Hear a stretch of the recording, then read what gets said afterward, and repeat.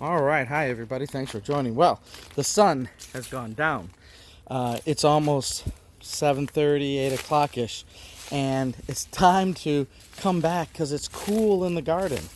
Now, as I'm traipsing over the remnants of my pruning of the blackberries, I kind of been leaving the pruning here as ground cover to help stop some of the weeds and grass growing in my mulch. Now, nothing is ever perfect. It's still going to pop up and I'll have to still weed, but it's better than not putting anything down. And I have some more mulch I'll cover it with. But what I wanted to show you all is here against the back fence. So, good gracious, right? Look at this jungle. This is the sweet potato jungle, and look at those vines. Holy smokes. I mean, that is some dark leafy greens, which, from what I understand, you can actually eat these, right? They are edible. I think you cook them like spinach, but they're just growing wildly here.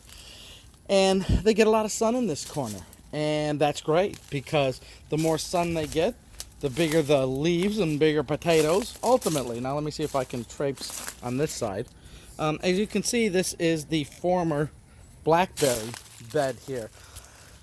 They were great blackberries. They've got thorns, but they're a pain. You get all cut up trying to pick those blackberries, so that's no good. So we are going to replace those with thornless blackberries. But here we have the thornless blackberries, and I've been trellising them up, and they're growing their canes for next season, which is great. But you can see on this side, this is where, and still is, the sunchokes, and boy, they are invasive. Once they get established, good luck trying to clear them out. So now that I did pull them out because they were just overgrown and I couldn't get back here and it's just a mess, the sun is hitting the sweet potatoes. So that's a great thing. So they are giving the sweet potatoes all the vines and all they're soaking up that sun, and that's great. And I'll let them run over this side. That's okay. Because what will happen eventually, if you've seen my previous videos, or if you've grown sweet potatoes before, by the time October, November hits, these will start to brown and die back.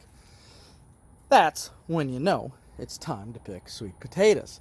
So just kind of giving you a visual of, they're pretty good. The vines have been thicker this year than ever before, and hopefully that's a good sign of things that are growing underneath.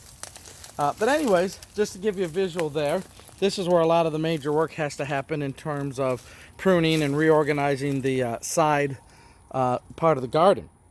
So anyways, folks, thanks again for looking at my garden updates. Hopefully your garden is growing good too. And we'll continue to share our ideas and share what the garden is doing with upcoming videos. So we will talk to you again soon.